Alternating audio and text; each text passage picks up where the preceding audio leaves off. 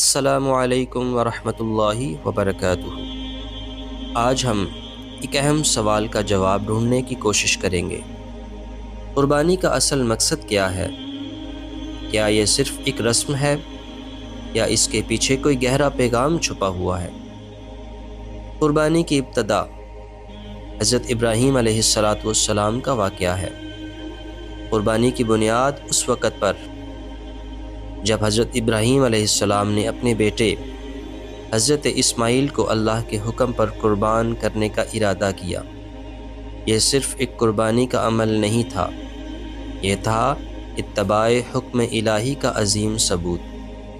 جب حضرت اسماعیل نے بھی فرما برداری کا اظہار کیا تو اللہ تعالیٰ نے اس قربانی کو قبول فرمایا اور ایک دمبا بھیج کر انسانی قربانی کو روک دیا۔ اصل مقصد اور تقویٰ اور اطاعت۔ قرآن پاک میں اللہ تعالیٰ فرماتا ہے، نہ تو اللہ تک ان کا گوشت پہنچتا ہے اور نہ ان کا خون پہنچتا ہے، بلکہ اس تک تمہارا تقویٰ پہنچتا ہے۔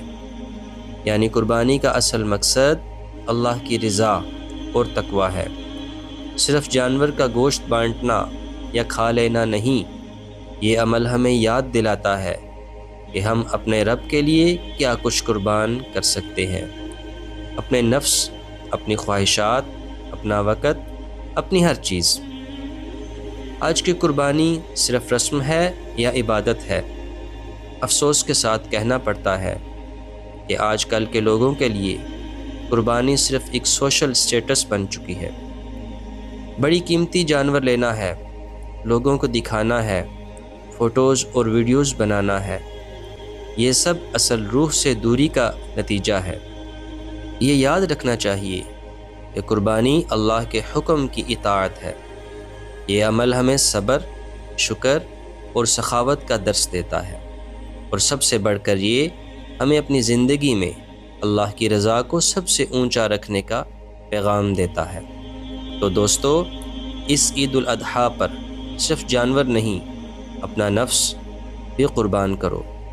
اپنے اندر کے غرور، حسد اور نفرت کو قربان کرو، اور قربانی کو صرف ایک رسم نہیں، ایک زندہ عبادت سمجھو۔ اگر آپ کو یہ ویڈیو پسند آئے تو لائک کریں، شیئر کریں اور چینل کو ضرور سبسکرائب کرنا نہ بھولیں۔ جزاکم اللہ خیرا۔ اللہ حافظ۔